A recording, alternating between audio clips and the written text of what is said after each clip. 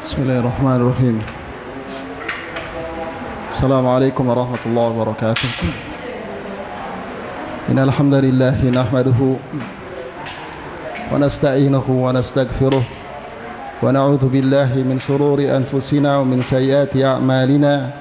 May yahdihillahu fala mudilla lahu wa may yudlil fala hadiya lahu. Asyhadu an la ilaha illallah wahdahu la syarika lah wa asyhadu anna Muhammadan abduhu wa rasuluh wa salawatullahi wa salamuhu alaihi wa ala alihi wa sahbihi ajma'in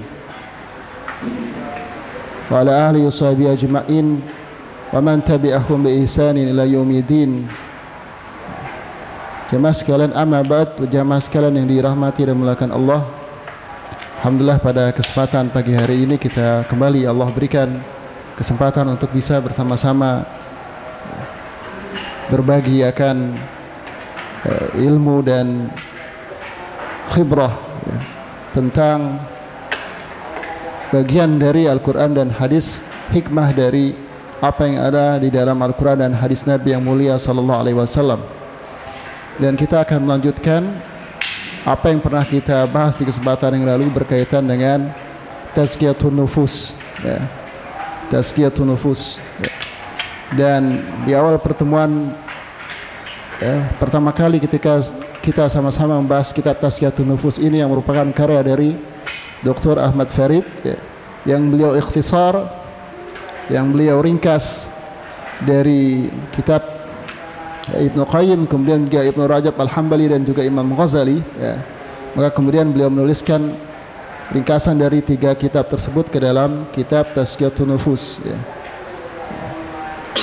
Dan penting bagi setiap orang untuk senantiasa memperhatikan hati dan memperhatikan pada jiwanya, sebagaimana disebutkan oleh Abu Darda yang mengatakan min fikil abd, anna min fikil abdi an yata'ahada imanahu wa ma naqasa minhu, wa min fikil abdi an ya'lama ahiya yazdadu aw yantaqis, wa min filkil rajul an ya'lama nazaghati syaitan ana atihi.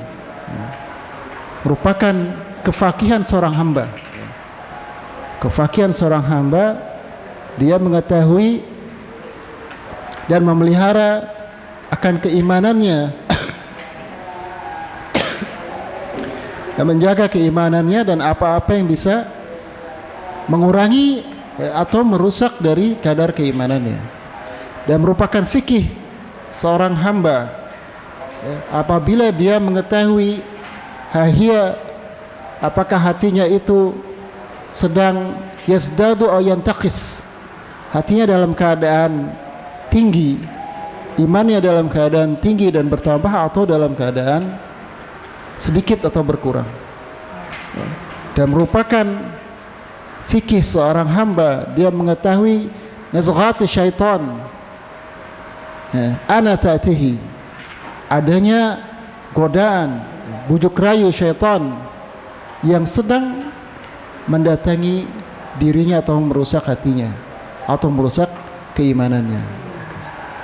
Ini perkataan Imam sahabat yang mulia radhiyallahu an, Abu Darda. Jadi ini masuk dalam bab tentang bahwa iman itu yazid wa yanqus, tentang keimanan bertambah dan berkurang. Dan juga ini menunjukkan tentang kondisi hati seseorang, karena al-iman tumbuhnya, berkembangnya itu ada di dalam hati seseorang, seperti yang sudah kita sebutkan sebelumnya. Ketika seseorang bicara tentang tazkiyatun nufus, maka yang pertama kali yang dia harus menjadikan perhatian, prioritas utama bagi dia, yaitu memperhatikan tentang ra'sul iman, pokok-pokok keimanan seseorang.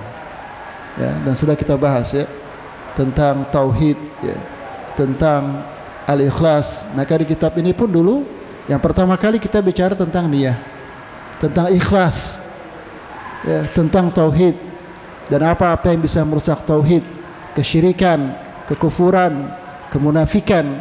Ini semua adalah perusak hati yang paling besar.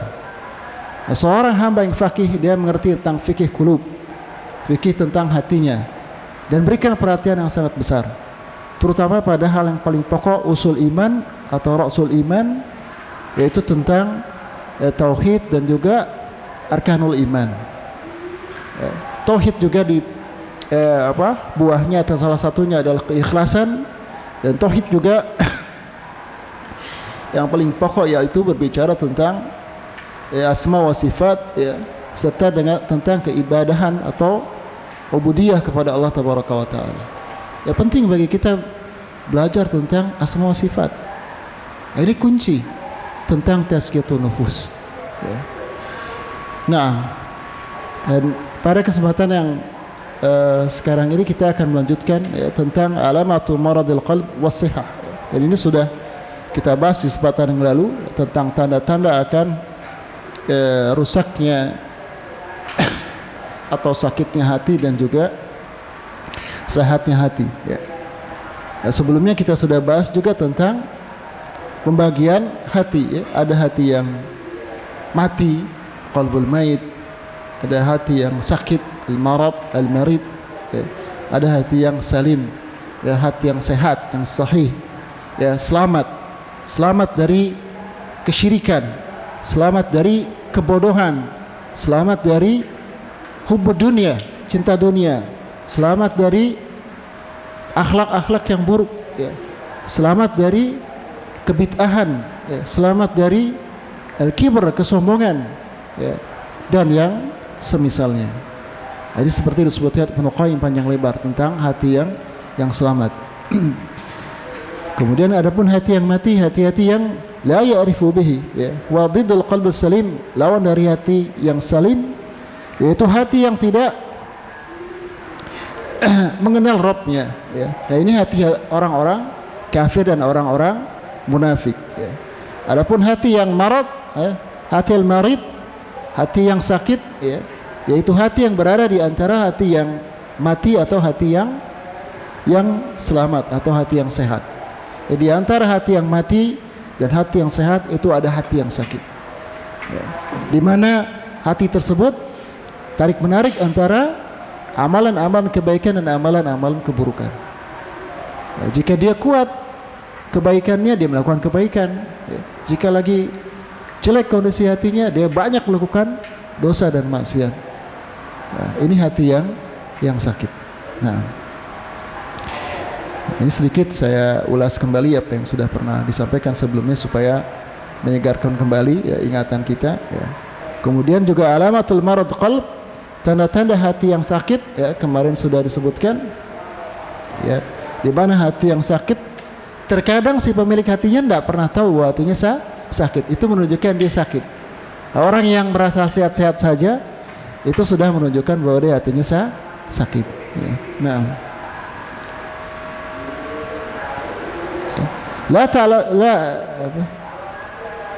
La tulimhu jarahatul ma'asi.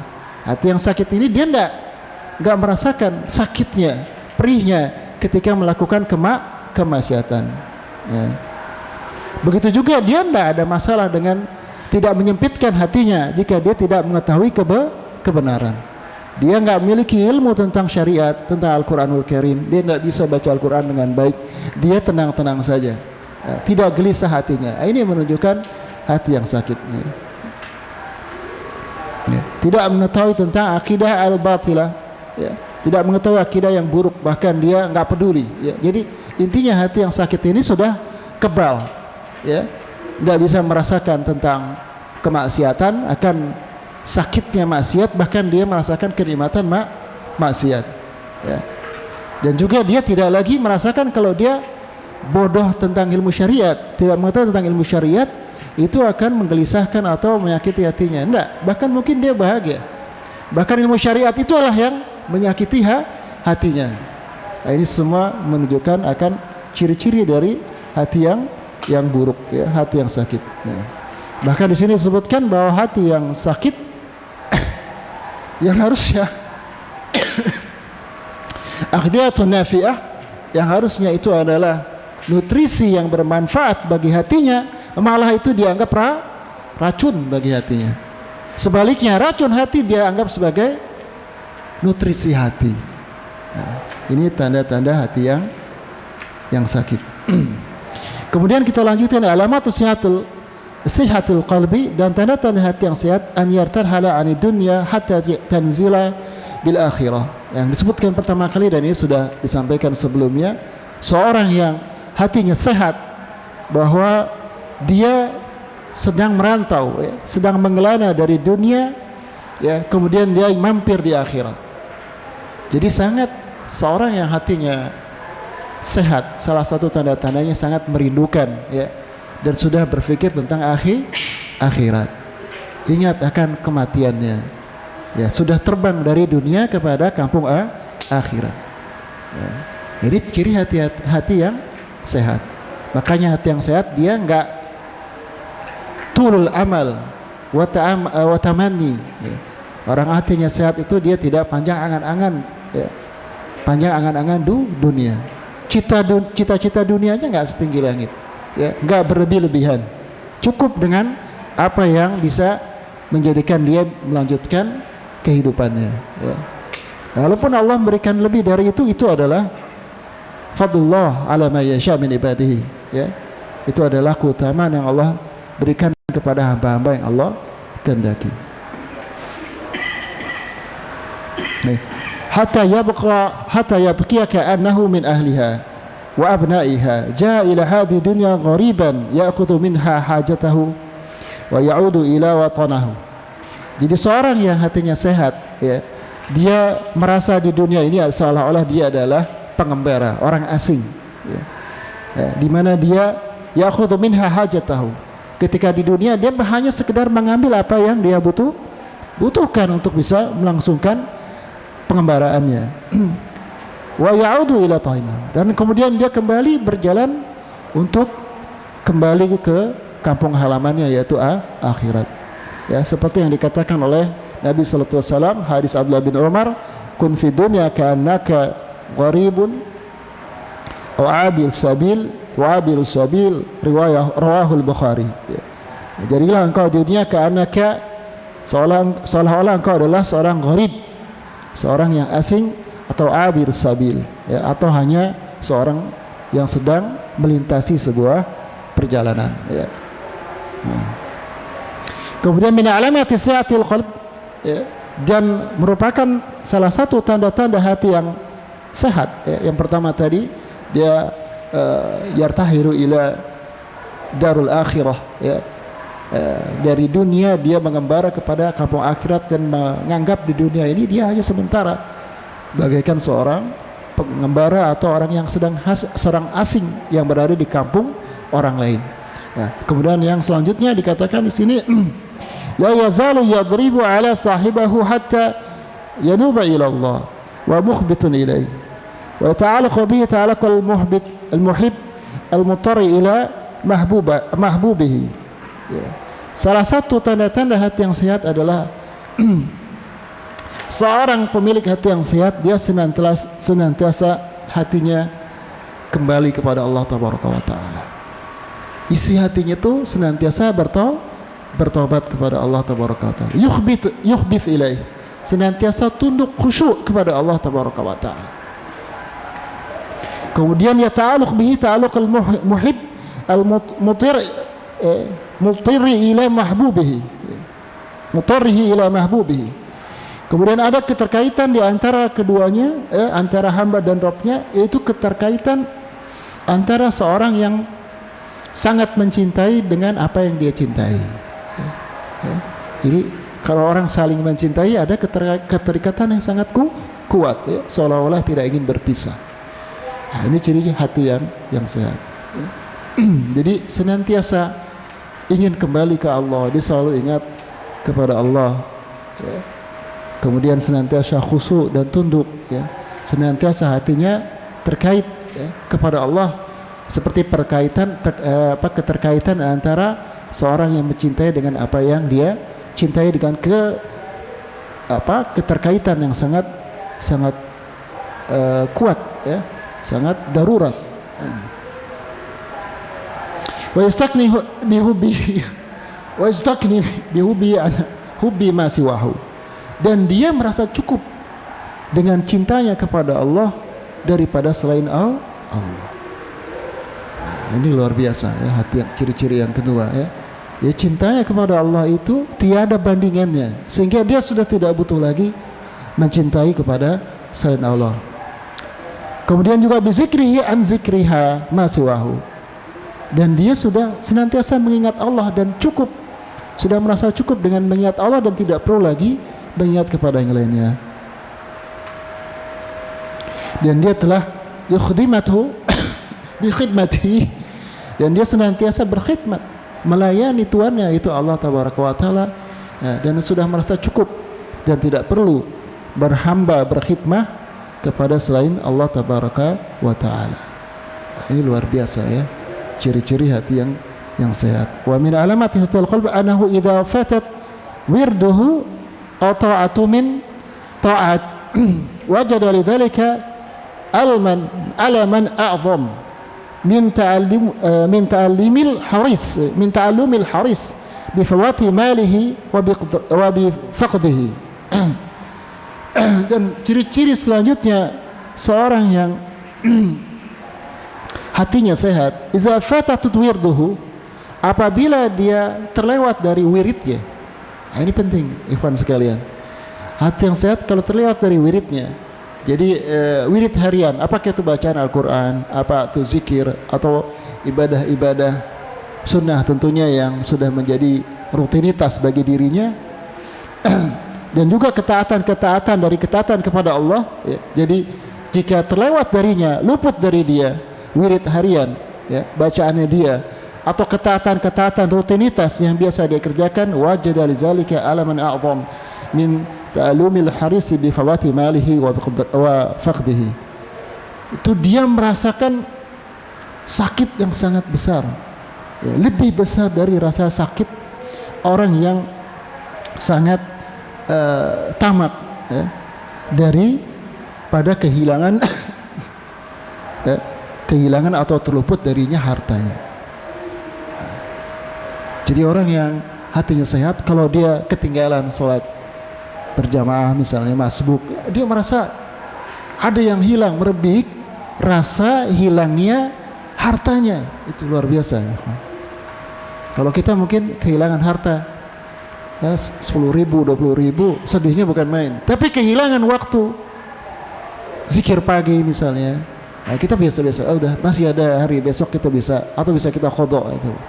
Ama orang yang hatinya sehat, mereka sedih, dia kehilangan kesempatan untuk berkhidmat ya, dan bertemu dengan zat yang paling dia cintai. Ya, kalau kita mencintai sesuatu, cinta kepada harta, ya susah ya lepasnya. Ketika lepas, sedih bukan main. Begitu juga seorang hatinya sehat ya, dia susah lepas dari wirid hariannya atau amalan-amalan ketaatannya karena cinta, karena cinta, seperti di ciri-ciri yang sebelumnya. Begitu juga dia soal waktu, dia pelit sekali dengan waktunya. Dia waktunya ingin dia berikan, dia khidmah kepada yang dia cintai, yaitu Allah tabaraka wa ta'ala. Min almati sihati an yastaqu ila khidmah kama yastaqu ja'i ila ta'ami wa syarab. Qala Yahya bin Mu'adz, man surruh bi khidmatillah surrat asya'a kullaha bi khidmatihi aman farat wa man qarrat aynuhu billah qarat uyunu kulli ahadin bin nazar. Ciri-ciri yang selanjutnya adalah yang ketiga di sini ya. Dari sehatnya hati seorang, yashtaqu ilal khidmah, selalu merindukan untuk bisa berkhidmah kepada Allah tabaraka wa taala. Ya, yastaq, mushtaq, lahir dari tadi kecintaan ya. Dia selalu rindu ingin berkhidmah. Kama yastaqul ja'i, seperti rindunya seorang yang ja'i, lah orang yang lapar kepada makanan dan minuman. Ya, kalau antum lapar, pengen banget ya, pengen makan ya. Wah, nggak tahan makan, gimana rasanya kalau antum lapar? Oh, saya pengen banget makan dan minum. Nah, itulah yang dirasakan seorang yang hatinya sehat, kepengen banget senantiasa waktunya dan seluruh amaliyahnya, aktivitasnya itu 100% kalau bisa diberikan kepada yang dia cintai al-mahbub, yaitu Allah tabaraka wa ta'ala.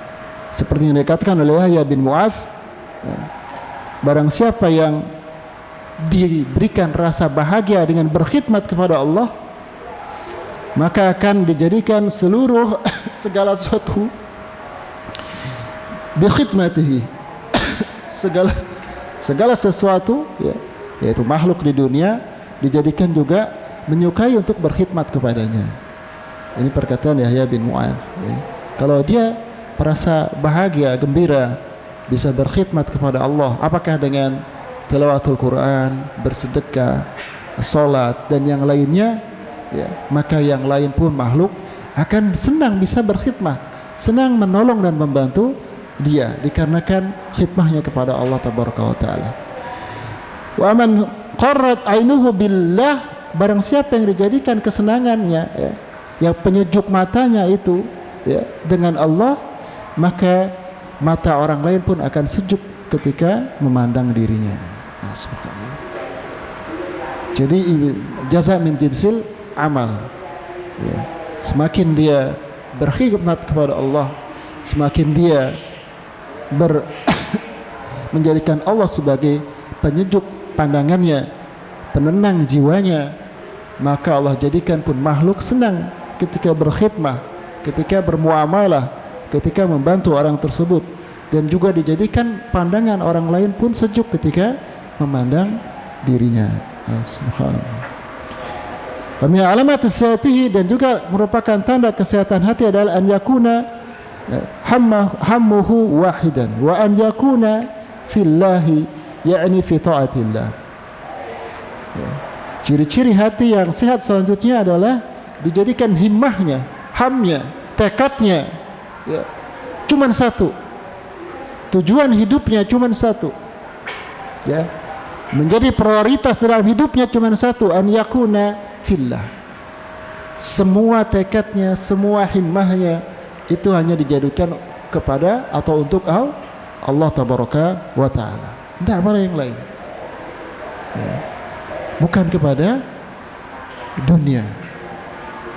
Jadi dia terlepas, takhalus minad dunya, tidak bentar-bentar tujuannya dunia, cari uang yang banyak biar bisa beli rumah yang bagus, bisa beli mobil yang bagus. Ya tidak dilarang, tapi kalau itu berlebihan, mengalahkan akan himahnya kepada Allah dan kepada akhirat, ini bisa menjadikan hati yang sakit. Akhirnya dia lalai, dia malas beribadah, dia nggak tertarik lagi dengan ilmu syar'i, kecintaannya makin dirasuki dengan cintaan kepada dunia, mengalahkan kecintaan dia kepada amal soleh. Dia tidak lagi akan merasakan kelezatan halawatul iman dan kelezatan ta'amul fil ibadah, kelezatan ketika seorang beribadah, kelezatan dalam membaca Al-Quran, karena hatinya sudah dipenuhi dengan kelezatan dengan dunia. Karena salah satu ciri-ciri juga hati yang sehat, dia bisa merasakan kenikmatan beribadah dan kenikmatan akan manisnya iman, bisa merasakan. Nah,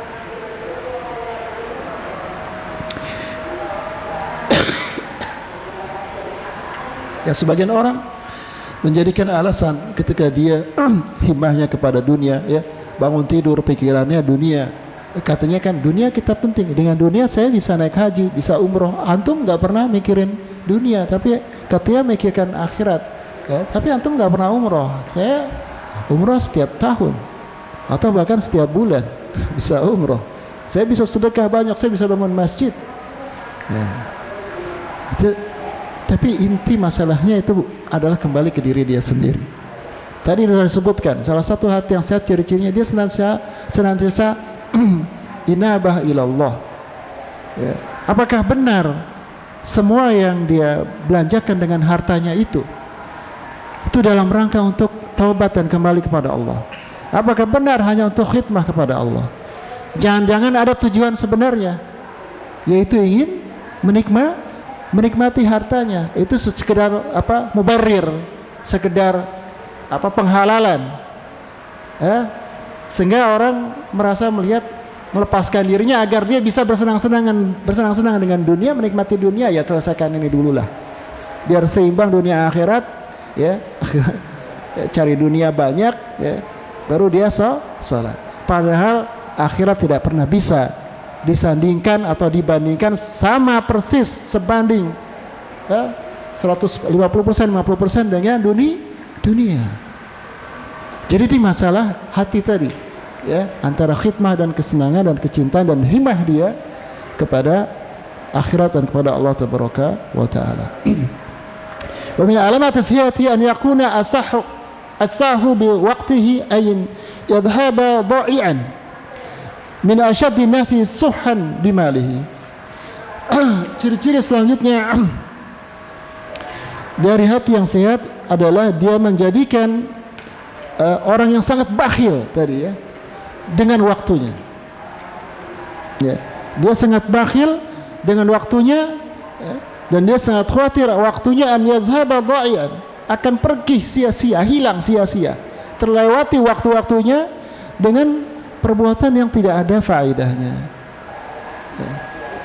Min asyaddi nasuhan bimalihi, daripada pelitnya manusia, bakhilnya manusia dengan hartanya. Jadi dia orang yang hatinya sehat lebih pelit terhadap waktunya, karena dia khawatir akan hilang sia-sia, daripada seorang yang pelit dengan hartanya. Ya, antum lihat siapa yang orang yang paling pelit yang pernah antum lihat dengan hartanya, ya. Saya pernah lihat kalau belanja cuman kurang 500 juga, 100, 200, 500, ya, dia rela belanja ke tempat yang lain lebih jauh gitu, ya, lebih capek, buang waktu, hanya selisih cuman subhanallah, ya, 100, 1000, 2000. Ini pelit, ya, nggak tahu apa namanya kalau saya bilang, ya, pelit, ya, cuman beda sedikit. Ya, orang yang hatinya sehat, dia dengan waktunya lebih pelit lagi, ya, lebih pelit. Dia nggak mau waktunya dirampas, ya, dengan orang-orang yang atau dengan perbuatan-perbuatan hatta yang ghaflah, yang tidak dosa tapi tidak ada nilainya. Ini bahaya, ghaflah, lalai, ya, lalai dari mengingat Allah, lalai dari ibadah, lalai dari murajaahnya, lalai dari segala macam. Ini penyakit yang sangat berbahaya. Ya, bukan maksiat tapi kelalaian. Ini salah satu juga khutwatu syaitan, ya. Mulai kita bukan dengan maksiat tapi dengan lalai, ya. Udah tenang, antum tidur aja, antum kan capek, istirahat dulu, tidur, ya. Tidur bablas waktu sholat, ya. Antum kan sudah bekerja itu kan pahala, ya, pinter setan, ya, tazin, ya, mentalbis, itu amal soleh baik. Antum bekerja, terus bekerja, antum nanti dengan harta itu bisa nafkahin istri, itu kan amal yang afdol. Tapi antum dibuat lalai dari hal yang lebih utama, ya. Jadi yang berpahala dilalaikan dari yang berpahala juga, bahkan yang lebih utama, mengalihkan antum kepada yang mafdul dari yang afdol. Dari yang berpahala dari yang sia-sia, atau dari pahala kepada pahala yang lain yang lebih utama, ya, min khawati syaitan, ya, dari talbis dan juga tipuan syaitan kepada manusia. Wa min alamat sihati an yakuna idza dakhala fi as-salati dhaba anhu hammahu wa ghammahu bid-dunya wajada fiha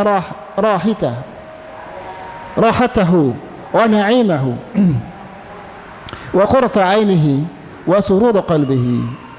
Dan salah satu tanda-tanda hati yang sehat an yakuna idza dakhala fi shalah, jika dia masuk ke dalam salat maka hilang itu semua himmahnya, kegelisahannya, kegundahannya akan dunia. Nah, ini gimana luar biasa ini, ya. Antum salat lupa sama dunia. Apa kesedihan antum, kerepotan antum, kegelisahan antum, ya, tekad antum ketika dunia hilang habis. Kemudian dia mendapatkan salat rahatahu, menjadi rohahnya, penenang jiwanya, wa na'imahu, ya, kenikmatannya dalam salat, wa qurrata ainu, dan juga jadi salat itu sebagai penyejuk hatinya, bukan dunia. Nah, dan juga sururu qalbi, kebahagiaan hatinya. Ini susah ya ikhwan ya. Ini kata-kata yang indah. Kata-kata yang indah. Kita semua tahu ini indah, bagus. Tapi kita mampu merasakannya apa enggak ketika sholat? Ini yang luar biasa. Bagaimana kita bisa merasakan? Ya kembali lagi dengan irtihalu ila darul akhirah. Seberapa besar kerinduan dan perjalanan pengembaraan antum dari dunia ke akhirat. Ya. Maka ketika dia sholat, seolah-olah seperti disebutkan juga oleh Ibnu Qayyim ya tentang orang yang khusyuk dalam sholat, tingkat khusyuk martabah khusyuk tertinggi, dia hatinya terbang ke ars ketika sholat ya khusyuk. Ya ini ungkapan yang terkesan mubalaghah ya, tapi itu mungkin yang mereka rasakan, yang kita tidak, kita bilang mubalaghah karena kita tidak bisa rasain.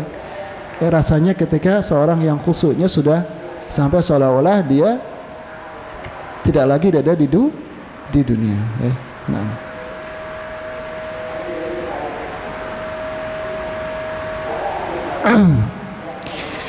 Wa min alamati sa'atihi an la yaftur an zikri rabbih wa la yas'amu min khidmatihi wa la yan'as wa la ya'nas wa la ya'nis bi ghairihi illa biman yadullu alaihi wa yadhkuruhu bihi.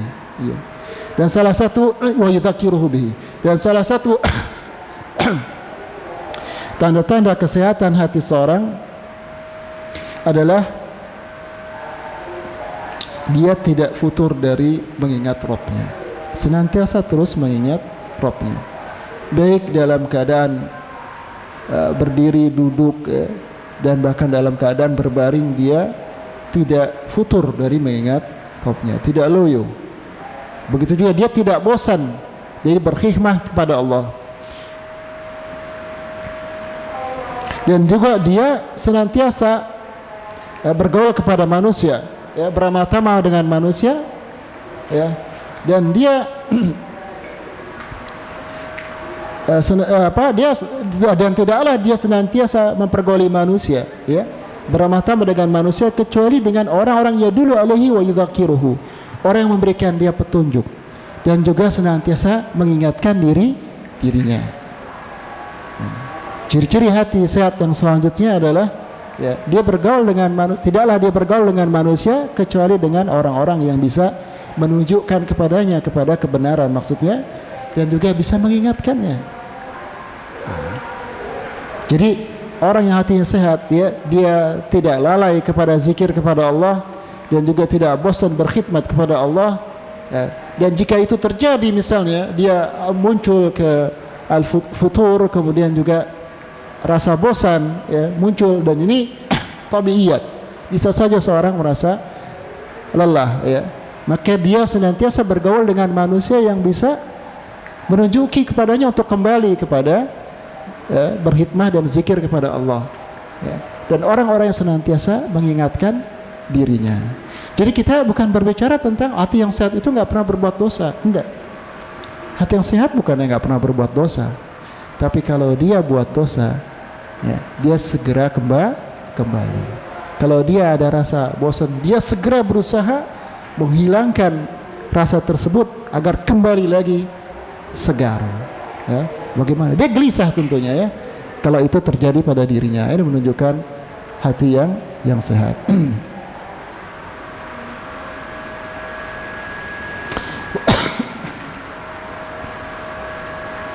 Wa min an yakuna ihtimamuhu bi tasrihil amal a'zam minhu bil amal wa fa yahrisu ala al ikhlas fihi wa nasihah wal mutaba'ah wal ihsan wa yashhadu ma dhalika minnatullah alaihi fihi wa taqsiruhu fi haqqillah.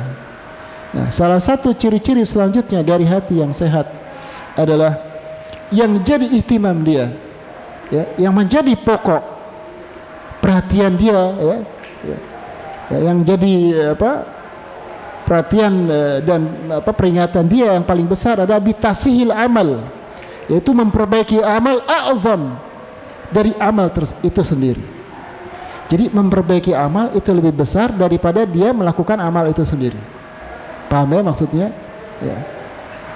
Bagaimana? Fayahrisu 'alal ikhlas fihi.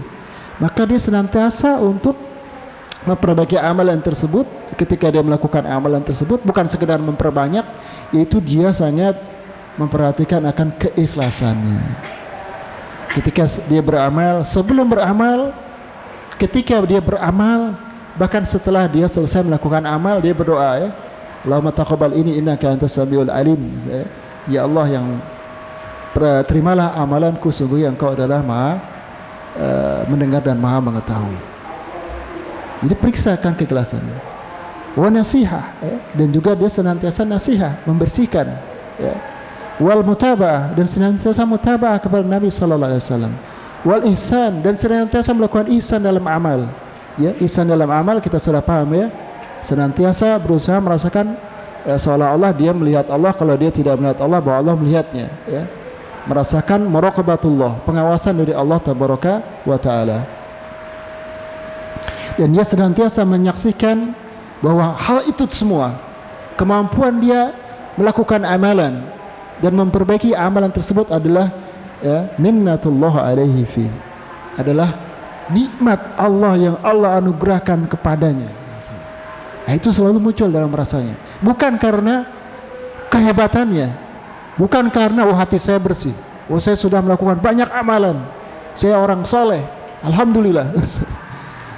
Tapi yang dia rasakan ini semua adalah hidayah dan nikmat yang telah Allah berikan kepada saya, sehingga saya bisa melakukan amalan tersebut. Wa taqsiruhu fi haqqillah. Dan bersama dengan itu dia selalu merasa kurang dalam menunaikan hak Allah tabaraka wa taala. Enggak merasa cukup. Sudah, kan orang misalnya sudah sedekah, kemudian ya sudah, saya sudah sedekah segini, saya nggak perlu lagi sholat, ya, sholat sunnah maksudnya, ya, sudah cukup, kan sama nilainya. Enggak, orang yang hatinya bersih merasa selalu kurang dalam melakukan amalan dan memperbaiki amalannya. Nah, ini beberapa contoh-contoh dari ciri-ciri, ya, tanda-tanda seorang yang hatinya bersih. Nah, mungkin ya sampai sini ada yang ditanyakan terlebih dahulu sebelum masuk ke yang lain, ya. Saya ingin setiap saya ada kesempatan ke tempat yang mulia ini, kita bahas minimal sampai tanda-tanda hati yang sakit, ya. Ini sudah masuk tanda-tanda beberapa ciri-ciri, ya, sebagian disebutkan dari tanda-tanda hati yang sehat. Ya, mungkin kalau ada kesempatan lain kita bicara tentang tanda-tanda hati yang sakit, ya. Nah, silakan, ingin ada yang menanyakan, bertanya, tafadhol. Ya. Silakan. Waalaikumsalam warahmatullahi. Tadi saya memberikan beberapa contoh tentang hati yang sehat. Tapi ada contoh-contoh yang kalau kita menemukan di keluarga seperti satu orang muslim yang fikih, yang seperti selisihannya sedikit aja, sedikit ya. Kita temukan seperti itu, gimana caranya kita di keluarga kita ada seperti itu, kita menasehatinya yang baik agar dia bisa kembali hati yang sehat. Nah, jadi masalah ya, kekikiran, ya, kebakhilan, ini termasuk hal yang sangat tercela, dan para ulama menganggap bahwa kekikiran dalam harta, ya, ini salah satu penyakit hati. Ya, disebutkan juga Tuwajiri mengatakan bahwa hati yang salim, hati yang selamat, salah satunya selamat dari kekikiran. Begitu juga disebutkan Ibnu Qayyim, ya, tentang masalah ini. Nah, ini perkara yang harusnya tidak ada dalam hati kaum muslimin, ya. Ya, tapi kalau dalam berdagang mungkin bisa saja, ya, dia cari untung yang besar, itu wajar, ya. Kemudian tapi keuntungannya itu dia berikan atau dia gunakan untuk kaum muslimin atau untuk melakukan amalan-amalan yang lainnya, ya, dia infakkan kepada orang yang membutuhkan. Tapi kalau ini tidak ada alasannya, hanya semata-mata dia wahibul mala hubban jamma, ya, sebenarnya dia merasa cinta aja, senang mengumpulkan harta, rasanya berkurang seperak aja itu, waduh, harta dia kurang nih. Ya, ini sebenarnya tidak masuk akal alasannya. Ya. Terus bagaimana cara ngilanginnya? Cara menghilangkannya ini orang yang bakhil ini adalah cuman dikarenakan athar, Pak. Jadi implikasi apa ya bahasa ini, efek ya, efek dari sebuah penyakit yang juga lebih besar. Maka kalau ditanya bagaimana menyembuhkannya, kalau menyembuhkan itu termasuk dalam menyembuhkan hati ya. Pertama tadi kembalikan kepada rasul iman. Pasti ada yang masalah di pokok keimanannya. Jadi kalau kita tazkiyatun nufus, kalau tidak menyembuhkan dari pokok imannya, maka penyakitnya akan datang lagi. Ya, berulang-ulang gitu. Hilang sebentar muncul lagi. Hilang kenapa? Makanya kalau kita beramal soleh juga angot-angotan ya. Jadi enggak sampai dawam ya, istimrar ini karena pokok aslul imannya ini, pokok keimanannya masih harus diperbaiki. Dari tauhidnya kita kurang. Atau masalah riya ini harus dibersihkan. Jadi keikhlasan ya, kita tanyakan niat kita ketika setiap beribadah ini paling penting menurut para ulama ya. Tidak heran maka setiap kitab-kitab mereka selalu diawali dengan ikhlas.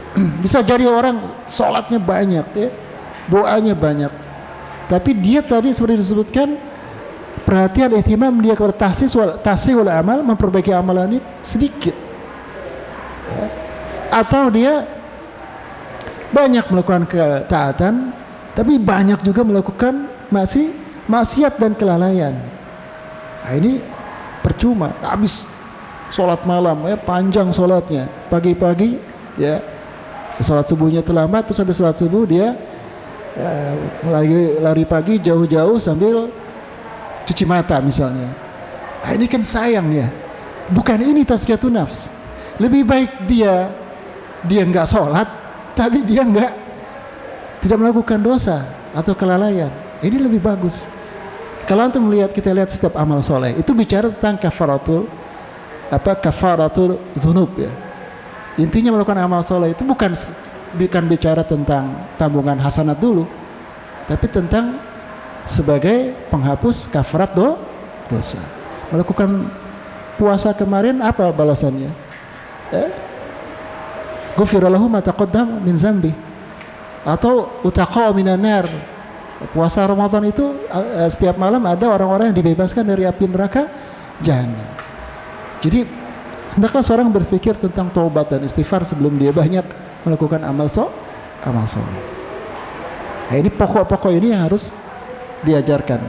Kemudian baru dibicara tentang yang penyakit atau masalah yang kelihatan di depan mata ya. Seperti kalau kita lihat saudara kita ada yang pelit ya, kan nggak apa-apa uang sedikit itu bisa kita, tapi nggak rugi waktu ya. Mungkin rugi uang sedikit tapi waktu kita lebih banyak ya. Nggak usah buang-buang waktu sedikit itu kita bisa gunakan yang bermanfaat juga, kita kan untung juga. Nah, mungkin dengan cara-cara yang seperti itu. Yang penting harus dua arah, Pak ya. Jadi tidak hanya yang tampak saja yang dengan nasihat, atau juga hanya yang pokok saja, tapi dua-duanya. Pasti ada yang lain ya. Kita ajak dulu sholat yang baik. Saya ketemu ada ikhwan ya ngaji, tapi menurut saya pribadi mungkin bisa jadi salah ya. Dia bukan orang awam, dia ngerti sunnah, tapi dengan latar belakangnya ya saya ngelihat agak sangat perhitungan ya dengan soal seperti itu ya, sangat perhitungan. Nah, ini penyakitnya apa? Saya lihat ada penyakit yang lebih besar sebenarnya ya dari hal-hal seperti itu. Apa penyakit yang lebih besar? Dia seorang pebisnis memang, seorang pedagang. Ya. Kenapa penyakit yang lebih besar? Ada qasyatul qulub ya, ada kekerasan hati dia. Susah dapat nasihat ya. Jadi kalau ada setiap kajian atau yang lain, dia merasa udah tahu aja gitu. Ketika ada orang yang kasih tahu, bukan itu maksud saya begini dan begitu. Nah, ini menurut saya ini penyakit ini harus lebih utama diobati. Kemudian juga saya lihat dari sifat kerasnya itu juga pemarah. Ya. Jadi menurut sifat lebih mudah marah dan tersinggung. Sholatnya rajin 5 waktu ke masjid. Tapi kalau ada masalah di masjid itu dengan ikhwan yang lain, dia pindah ke masjid lain. Jadi kita lihat satu penyakit sebenarnya di balik itu ada penyakit-penyakit lain yang lebih besar yang dia harus tobati. Kalau kita melakukan satu maksiat, ya, kemudian kita itmam, ya, mutmin, ketagihan dengan maksiat tersebut, ketahuilah mungkin ada maksiat lain yang lebih besar, ya, yang harus diobati. Ya, makanya susah terus kok jatuh lagi. Jangan-jangan itu ada lain. Ya, berkaitan dengan biasanya dengan karakter. Maka ya Ibnu Qayyim bagi 3 ya. Kan ada sifat hati atau karakter manusia yang sifatnya bahimiyah. Kemudian juga sifatnya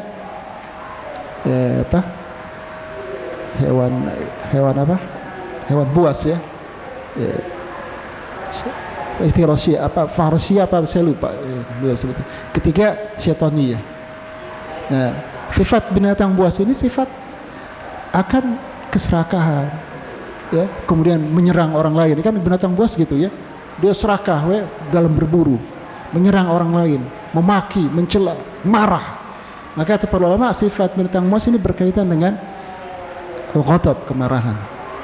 Jadi seorang yang dikatakan hatinya selamat, ya, terbebas dari syahwat kalau dia bisa selamat dari sifat marah. Dan setiap orang yang marah maka udah nggak ada lagi akal dan agamanya, gitu kata para ulama. Ya, ini penyakit yang harus diobati, dan ini penyakit besar. Marah ini penyakit besar, maka Nabi melarang wala taqdab. Jadi orang jangan dikuasai dengan amarah, maka akan muncul penyakit-penyakit lain. Ya. Kemudian ada sifat bahimiyah, sifat hewan ternak, makan, tidur, males-malesan, ya, nggak lakukan kesalahan. Hewan ternak itu nggak jahat, nggak nyerang orang, tapi kerjanya makan, tidur, senang-senang aja, ya, santai-santai. Kemudian yang terakhir, ini syaitaniyah. Syaitaniyah ini gabungan antara sifat bahimiyah dengan sifat hewan ternak dengan hewan buas. Ya, jadi dia dari satu sisi suka banget santai-santai makan tidur, terus yang lain juga dia serakah dan suka nyerang orang.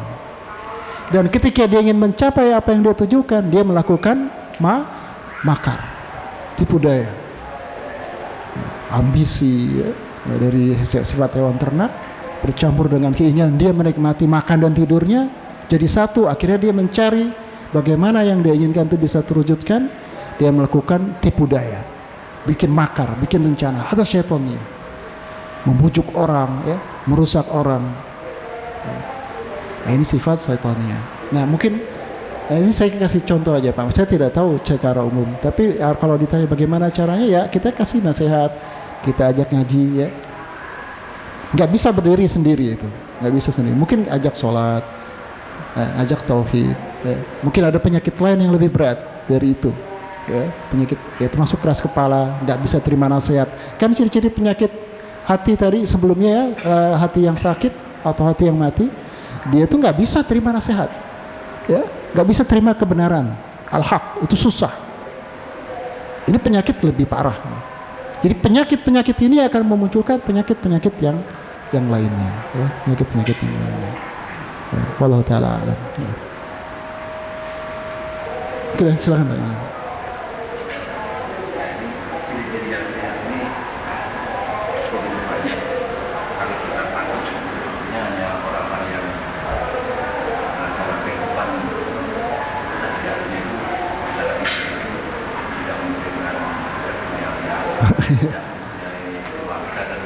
Bagaimana menghadapi kalau ini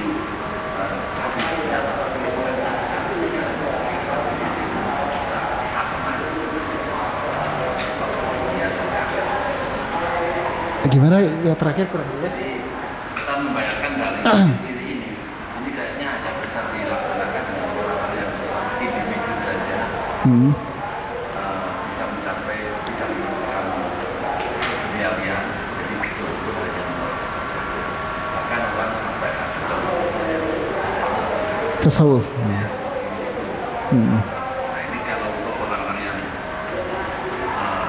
umum gitu, kan banyak hal-hal yang mungkin nggak akan tercapai. Iya, betul. Nah, itu bagaimana ini masih kasih kesan yang kita hafal. Baik.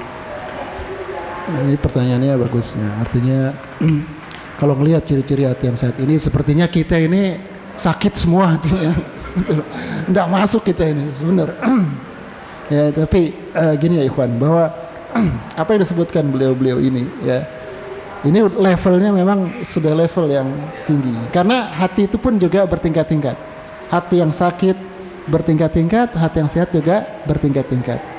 Wa minhum man zalimu li nafsihi wa minhum muqtasid wa minhum man fastabiqul khairat. Di antara manusia itu ada yang zalimu li nafsihi, berbuat zalim kepada dirinya sendiri.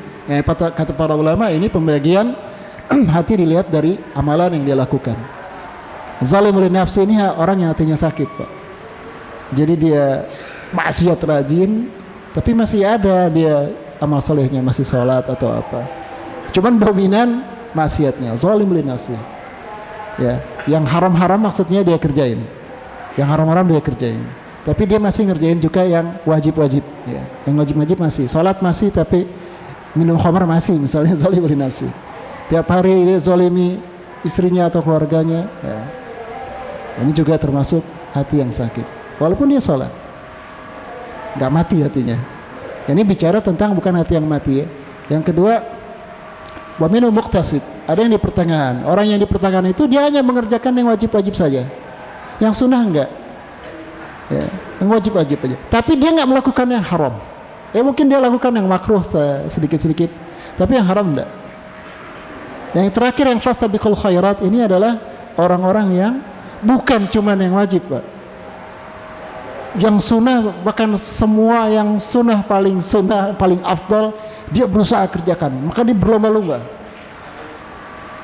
Nah, kalau kita yang muqtasid ya, minhum muqtasid yang di pertengahan itu masuk yang sehat. Masih masuk yang sehat. Tapi levelnya beda yang fastabiqul khairat. Nah, kalau ini udah tingkatnya fastabiqul khairat, mungkin lagi bertingkat-tingkat lagi. Jadi kita tetap berlomba-lomba karena hati yang sehat ini selalu senantiasa dia berkhidmat ya, ta'alluq kepada Allahnya tinggi. Ya, kita bisa rasakan masing-masing. Ya, bagaimana rasanya ketika dihadapkan dengan pilihan dunia apa akhirat ini kan kadang-kadang di waktu yang bersamaan misalnya. Ini kelihatan kecondongan hati orang yang sakit dan hati yang sehat. Ya, minimal kita masuk muqtasid terus berusaha ke fastabiqul khairat, sabiqul bil khair, sabiqul bil khairat, ya, yang selalu berusaha untuk berlomba-lomba dalam kebaikan. Munculkan semangat itu dulu, Pak. Munculkan semangat itu dulu. Jadi ada level-levelnya.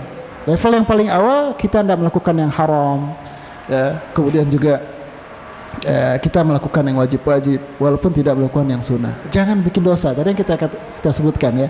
Ya, seperti wanita yang datang diceritakan kepada Nabi sallallahu alaihi wasallam. Ada seorang bercerita tentang wanita yang ya, tuqimul lail wa tasumun nahar, lakin dia yu'dhi dharahu. Ada seorang wanita yang rajin salat malam, rajin puasa di siang hari, ya. Akan tapi dia menyakiti tetangganya. Alaha finnar, apakah orang seperti ini fil jannah, dia fil jannah? Kata Nabi, la khaira fiha. Enggak ada kebaikan pada dirinya. Bayangin dia sudah beramal, Pak, banyak. Mungkin Bapak pikir nih orang akhiratnya harus enggak dunia lagi, beramal terus kayak orang tasawuf banyak amalnya. Apakah itu tanda-tanda hatinya sehat? Nah, harusnya dia tadi ciri-ciri orang yang hatinya sehat, dia berusaha tasihul amalnya, diperbaiki amalannya. Jadi jangan keliru juga, Pak.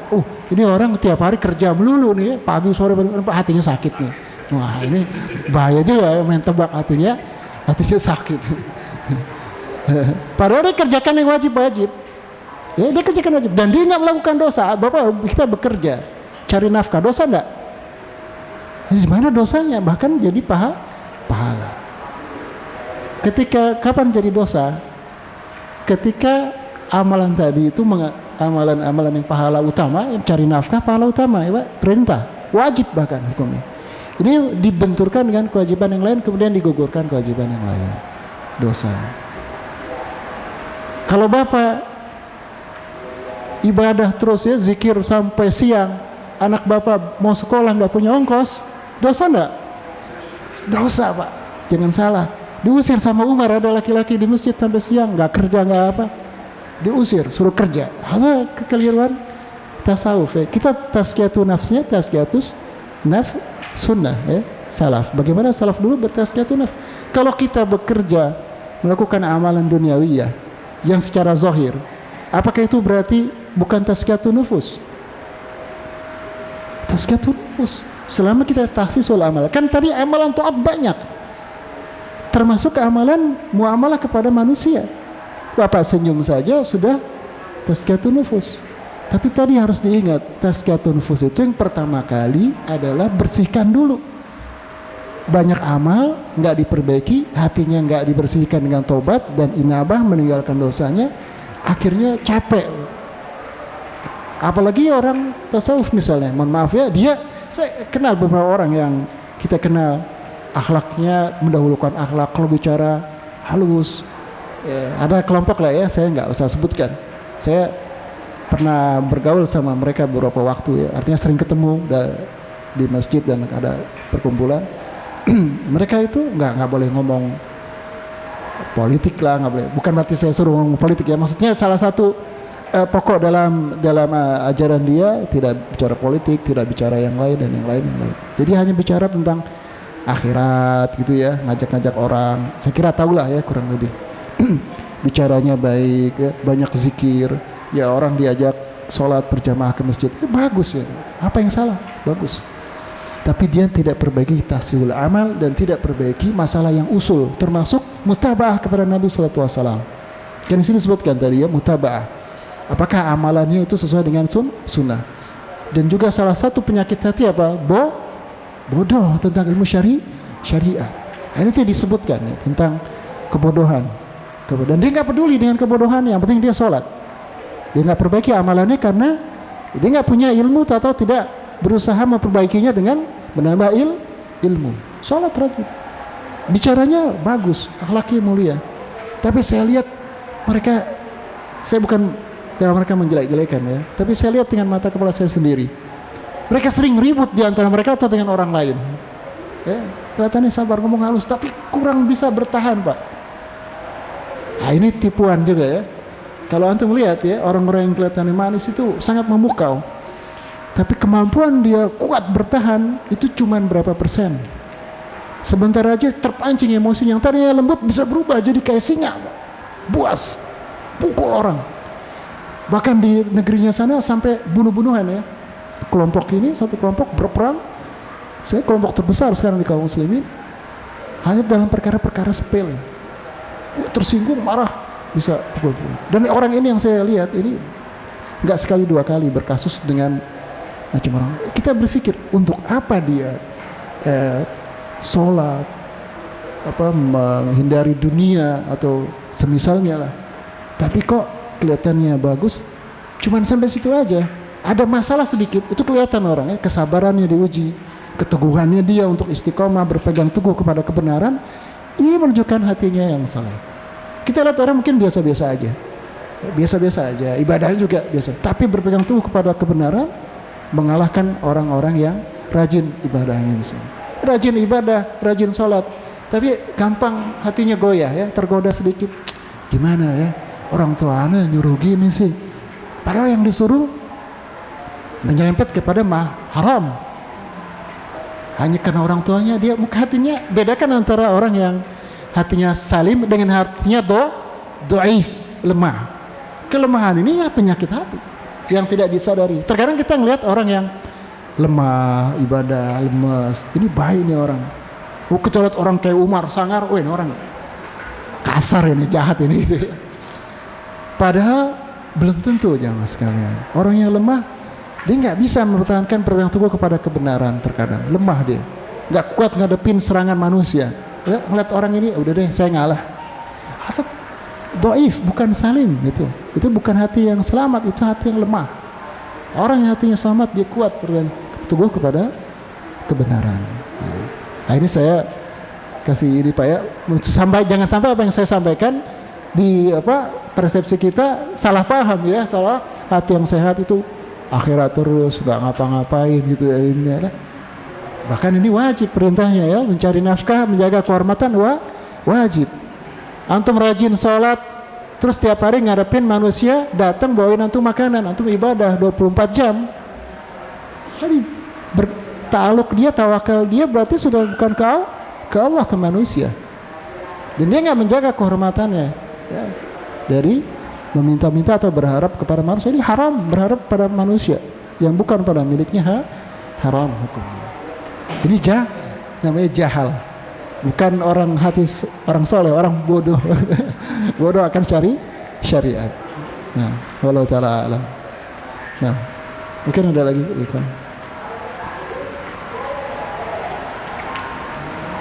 Nah. Jadi jangan tertipu ya, bahkan tertipu dengan diri kita sendiri ya, dengan kesolehan yang kita lakukan, banyak sholat, banyak baca Quran. Tapi yang jadi masalah itu bukan itu. Sebagus apa amalan kita? Kita baca Quran sebagus apa yang kita baca, dan sebagus apa kita mengamalkannya, mentadaburinya. Ya, Quran kuncinya itu ditaburi dan diamalkan. Ya kan? Antum bacaan bagus, hafalan banyak, tapi amalannya nol. Tertipu dengan kesolehannya sendiri. Syaitan mencukupi sampai situ. Kalau dia belajar lebih jauh, dia akan mengerti apa itu sebenarnya fungsi Al-Quran itu diturunkan, dan perkataan para ulama tentang keutamaan seorang hafiz dan seorang hamilul Quran itu di mana, bukan sekedar hafalan yang banyak ya. Bahkan seorang dikatakan ahlul Quran, kata Ibnu Qayyim ya, apabila dia memahami dan mengamalkannya walaupun dia tidak hafal Al-Quran Al-Karim ya. Ada lagi ya ikhwan? Mungkin cukup sampai sini ya, sudah jam 6:30. Mungkin ini saja yang bisa saya sampaikan di kesempatan pagi hari ini. Semoga bermanfaat bagi saya pribadi dan bagi siapa saja yang mendengarkan. Dan perlu saya sampaikan ya terakhir bahwa hati yang sehat itu bukan hati yang lemah. Hati yang sehat itu bukan angan-angan, bukan angan-angan ngerasain ya dengan perasaan, itu bukan itu hati yang sehat. Tapi dengan ciri-ciri tadi kita sebutkan. Al-Quran bicara tentang iman, tentang hati yang sehat dengan amalan ya.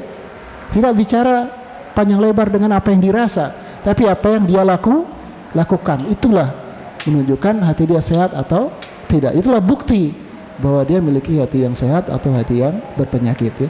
Subhanakallahumma bihamdika asyhadu alla ilaha illa anta astaghfiruka wa atubu ilaik. Assalamualaikum warahmatullahi wabarakatuh.